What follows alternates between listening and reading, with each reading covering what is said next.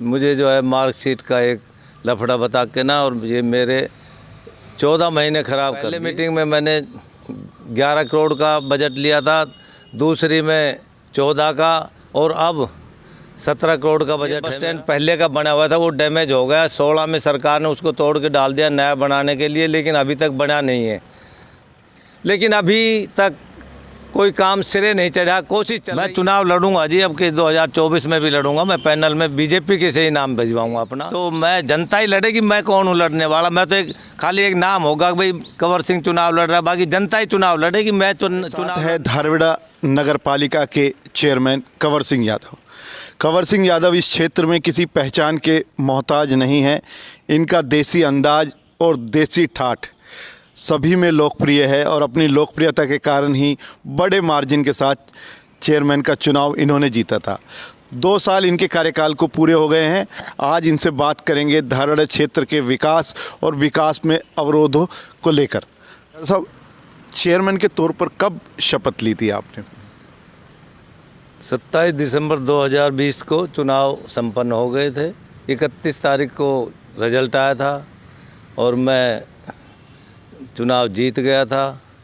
उसके बाद में मुझे जो है मार्कशीट का एक लफड़ा बता के ना, और ये मेरे 14 महीने ख़राब कर दिए।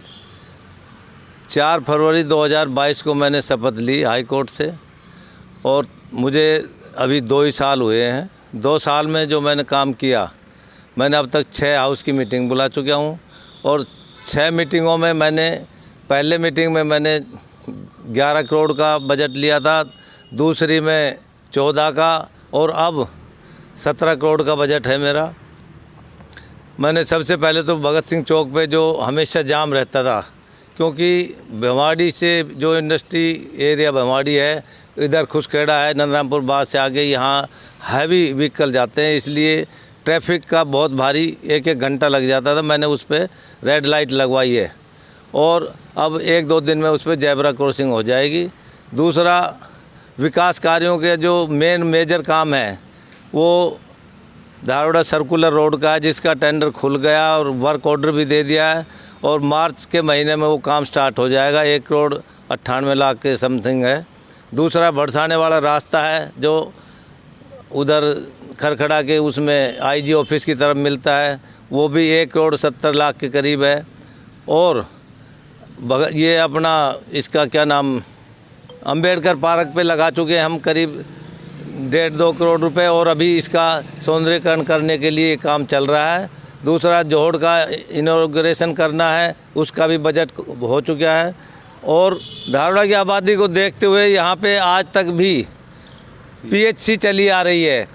ये अंग्रेज़ों के टाइम की बनी हुई है। मैं चाहता हूँ कि धारविड़ा में कम से कम 200 बेड का हॉस्पिटल बनना चाहिए, जो हम सरकार को ज़मीन भी उपलब्ध कराने की पूरी कोशिश कर रहे हैं, क्योंकि 108 कनाल ज़मीन है, जो सरकार उसमें बड़ा हॉस्पिटल बना सकती है। ऐसी क्या क्या चीज़ें थी जो इन 2 सालों के दौरान आपने पूरी की, और ऐसी क्या चीज़ें हैं जो बची हुई है अभी भी? हमारे मैनिफेस्टो में बची हुई है जी, कि एक तो धारविड़ा का बस स्टैंड बनना बहुत ज़रूरी है, क्योंकि सवारियाँ NH 48 पर कभी इधर भगती है, कभी उधर भगती है। अगर ये बस स्टैंड बन जाए तो सवारियों की सारी परेशानी दूर हो जाएगी। मैं इस मैटर में CM साहब से भी मिल चुका हूँ, ज्ञापन भी दे लिया है। ट्रांसपोर्ट मिनिस्टर अपने मूलचंद शर्मा से भी मसानी में मैंने ज्ञापन दिया था, उनसे भी मिला था। तो एक तो बहुत ज़रूरी काम है धारविड़ा में बस स्टैंड बनाना, क्योंकि ये बस स्टैंड पहले का बना हुआ था, वो डैमेज हो गया। 16 में सरकार ने उसको तोड़ के डाल दिया नया बनाने के लिए, लेकिन अभी तक बना नहीं है। कई बार इन 2 सालों के दौरान हमने देखा कि पार्षदों की भी नाराज़गी कई बार सामने आई है। वो क्या कारण है? पार्षद कई बार नाराज़ रहते हैं आपसे।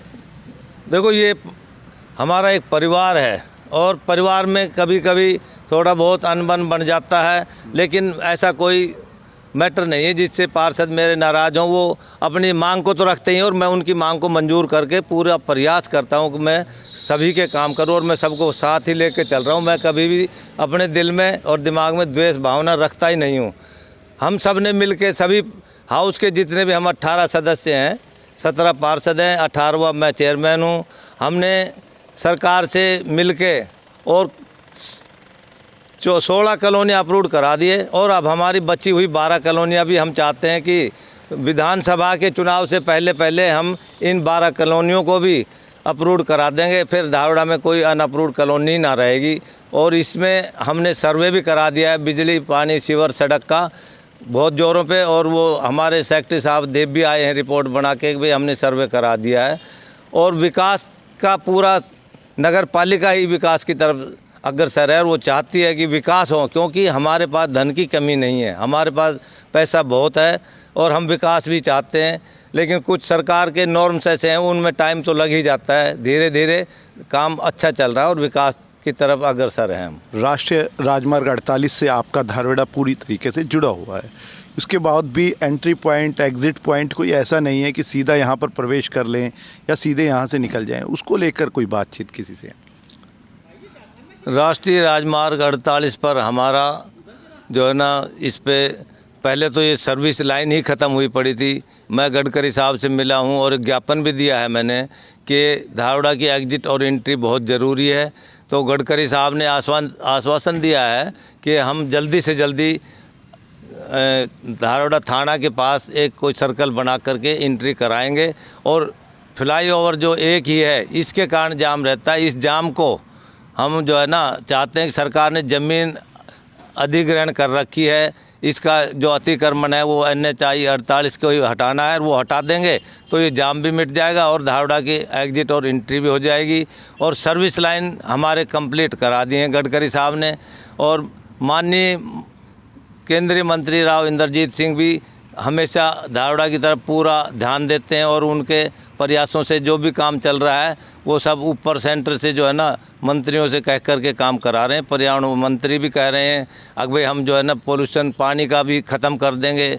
और धारवाड़ा वैसे भी अब आने वाले भविष्य में जो है क्षेत्र बड़ा होता जा रहा है। हो सकता है कि 2026 के अंदर यहाँ पे परिसीमन के बाद 29 में जो चुनाव हों, धारवाड़ा को विधानसभा भी घोषित किया जा सकता है। प्रधान जी, राजनीतिक महत्वाकांक्षाएं सभी में रहती है। धारवाड़ा नगर पालिका के आप चेयरमैन हैं, क्या विधायक के चुनाव को लेकर भी कोई मन बनाया है? बड़ी बैठक में जाने का भी कोई मन बनाया है आपने? मैं चुनाव लड़ूंगा जी, अब के 2024 में भी लड़ूंगा। मैं पैनल में बीजेपी के से ही नाम भिजवाऊंगा अपना, और मैं नाम भिजवाऊंगा तो हो सकता है आपस की लड़ाई में मेरा जो है किस्मत जाग जाए तो मैं हो सकता है चुनाव भी लड़ जाऊं और जीत भी जाऊं। जुलाई 2023 में मुख्यमंत्री मनोहर लाल खुद आपके धारवाड़ा आए थे, आपने कुछ बड़ी मांगे भी उनके सामने रखी थी, क्या मांगे थी और कितनी मांगे पूरी हुई हैं अब तक? 31 जुलाई 2023 को माननीय मुख्यमंत्री जी श्री मनोहर लाल जी आए थे। हमारी सबसे पहली मांग थी कि भिवाड़ी से आने वाला दूषित पानी, इसको किसी भी तरह बंद कराया जाए। सीएम साहब ने पूरा आश्वासन भी दिया है कि, और सीएम साहब खुद गंदे पानी के अंदर से होते हुए गए और वहाँ की STP में जाके देखा भी है उन्होंने, और जो है इस पानी का पूरा आश्वासन दिया और उन्होंने अपने आश्वासन को पूरा करते हुए बंद भी कर दिया था। लेकिन राजस्थान के चुनाव के कारण वो पानी बीच में खोल दिया गया। अब पानी की फिर वही हालत होती जा रही है। दूसरा मांग हमारा धारवाड़ा को सब डिवीज़न बनवाना था और एक धारवाड़ा का बस स्टैंड जो ख़त्म हुआ पड़ा है उसको बनवाना था। जो बस स्टैंड में सीएम साहब ने कहा था कि जनवरी में मैं इसका उद्घाटन शिलान्यास कर जाऊंगा, लेकिन अभी वो काम नहीं होने पाया है। तीसरा धारवाड़ा हॉस्पिटल का था, अब भाई 80,000 की आबादी होते हुए धारवाड़ा को एक बड़ा हॉस्पिटल दिया जाए। और चौथा था NH 48 से एग्जिट और एंट्री, लेकिन अभी तक कोई काम सिरे नहीं चढ़ा। कोशिश चल रही है। मैं चाहता हूं कि चुनाव विधानसभा से पहले पहले 1-2 काम पूरे हो जाएं, तो ताकि जनता में हम भी जाके सर उठा के कह दे भाई वोट दो बीजेपी को, और काम किए हैं। एक कोई बड़ा काम 2 सालों के दौरान जो आपको संतुष्टि हो कि धारवाड़ा के लिए हम ये कर पाएँ? सबसे बड़ा काम ये है जी कि धारवाड़ा सर्कुलर रोड जो है ना वो उसका वर्क ऑर्डर हो चुका है। और सबसे बड़ा काम यही हमारा प्रोजेक्ट था कि जो सर्कुलर रोड ख़त्म हुआ पड़ा है ना उसको मार्च में काम स्टार्ट हो जाएगा, उसका वर्क ऑर्डर हो लिया है। और यही एक बड़ा प्लान था जो हो जाना चाहिए था, और वो हो भी जाएगा मार्च और अप्रैल के महीने में। दस्तक हरियाणा से बातचीत करने के लिए प्रधान जी आपका बड़ा बड़ा धन्यवाद।